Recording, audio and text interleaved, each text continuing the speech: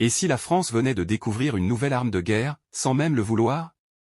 Oui, je parle bien de la France. Pas du Qatar, pas de la Russie. La France.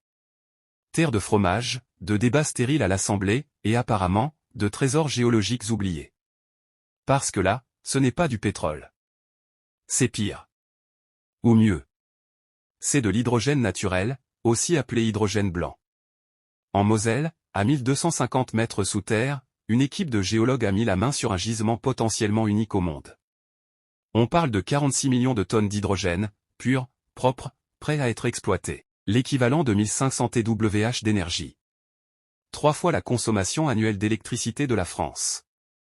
Rien que ça. Et surtout, une valeur marchande estimée entre 90 et 140 milliards d'euros. Oui, milliards. C'est plus que la valeur totale de Total Energy en bourse. C'est 3 fois le budget de l'éducation nationale. C'est une tentation à 12-0 pour n'importe quel État, n'importe quelle entreprise, n'importe quel prédateur.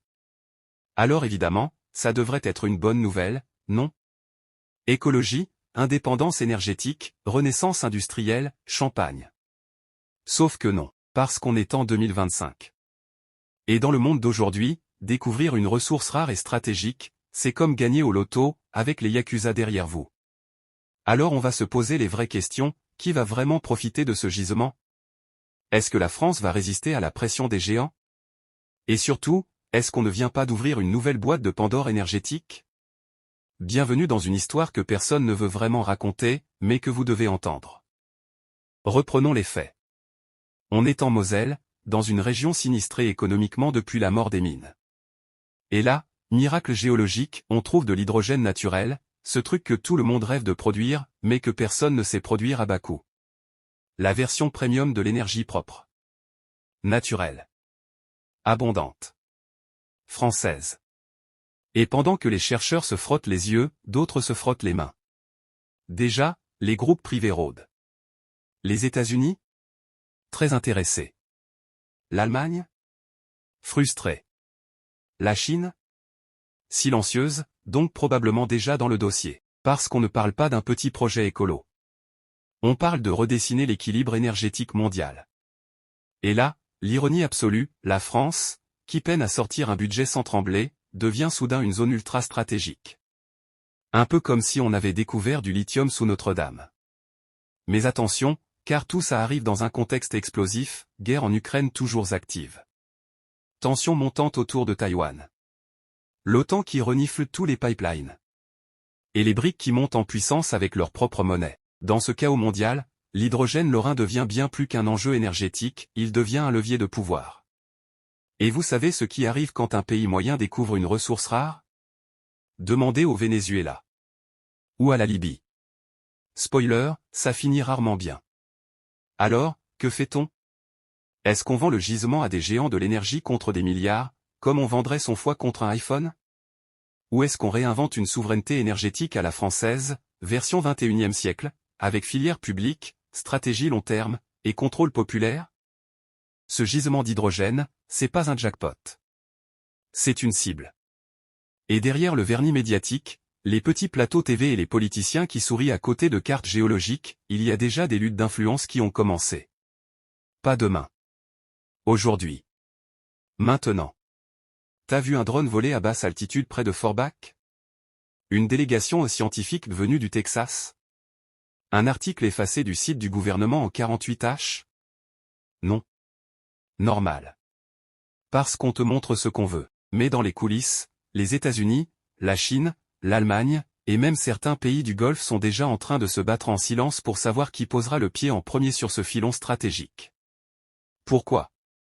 Parce que l'hydrogène naturel, contrairement à l'hydrogène industriel, ne nécessite pas d'énormes infrastructures de production. Il est déjà là. Sous pression.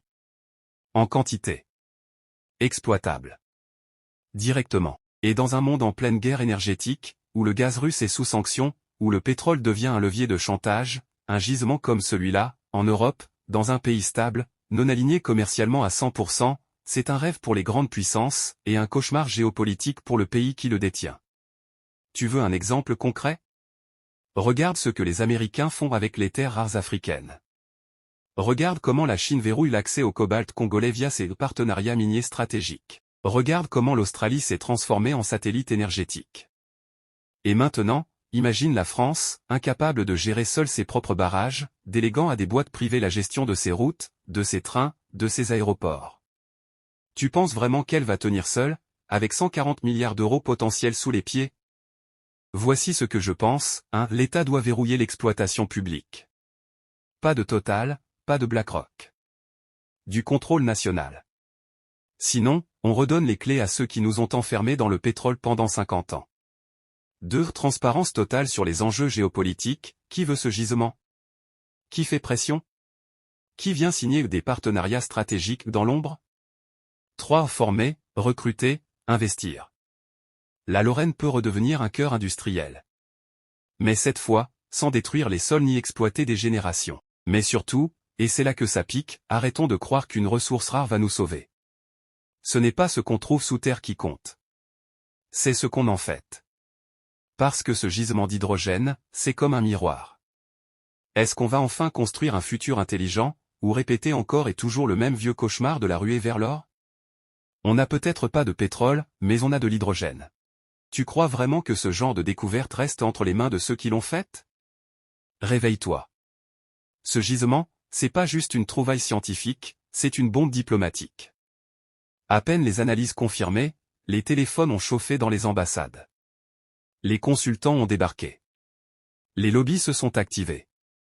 Et pendant qu'on parle de transition énergétique, certains rédigent déjà les contrats pour verrouiller les tuyaux. Tu crois que c'est de la parano? Regarde ce qui s'est passé au Niger avec l'uranium.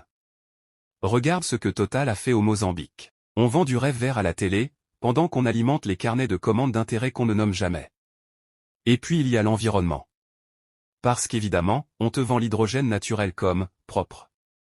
Mais creuser à 1250 mètres, injecter, extraire, stocker, ce n'est jamais neutre. T'imagines un site d'exploitation géante en pleine Lorraine, entre les anciens puits de charbon et les nappes phréatiques? Et t'inquiète, personne ne fera de plan B pour la faune, la flore, les nappes, sauf peut-être un PowerPoint. Mais le plus flippant dans cette histoire, c'est peut-être pas ce qu'on va faire du gisement. C'est ce qu'on pourrait empêcher d'en faire. Un sabotage économique est si vite arrivé. Un décret discret pour encadrer l'exploitation stratégique. Une surréglementation pour la sécurité. Un vote européen en catimini. Et hop, la ressource reste là, sous terre. Immobile. Contrôlée. Gelée. Comme une promesse qu'on ne touchera jamais. Parce qu'elle dérange trop. Et toi, tu continueras de payer ton électricité à 36 centimes d'euros le kilowattheure. Pendant que l'or coule sous tes pieds. Mais attends, c'est pas fini. Parce que le danger ne vient pas que de l'extérieur. À l'intérieur même du pays, des forces se préparent à détourner ce trésor. On parle de consortiums industriels déjà en négociation. De cabinets de conseil qui écrivent dans l'ombre les futures lois sur l'exploitation hydrogène. De hauts fonctionnaires qui se placent dans le privé avant même qu'un cadre juridique ne soit en place. On connaît la chanson. Tu te souviens des autoroutes vendues à Vinci? Du scandale Alstom? Des milliards envolés dans le nucléaire britannique? Rien ne change. Sauf que cette fois, le prix de la trahison pourrait être énergétique. Stratégique. Et irréversible. Et le plus cynique dans tout ça? C'est qu'on te dira que c'est pour accélérer la transition verte. Qu'il faut aller vite, attirer les investissements, travailler main dans la main avec le privé. Mais derrière ce blabla, il y a une vérité froide et tranchante, ce n'est pas la planète qu'on veut sauver. C'est le pouvoir. Et pendant que les géants jouent à risque sur une carte de la Lorraine, pendant que les élus locaux signent des accords sans comprendre l'enjeu, pendant que toi, tu regardes cette vidéo en te demandant si c'est réel. Le temps passe. Et chaque jour qui passe sans qu'un plan souverain ne soit décidé, chaque jour où on ne verrouille pas juridiquement ce gisement, chaque jour où on laisse le marché s'emparer du débat. C'est un jour de plus où la France risque de perdre la main sur sa plus grande chance depuis le général de Gaulle et le nucléaire.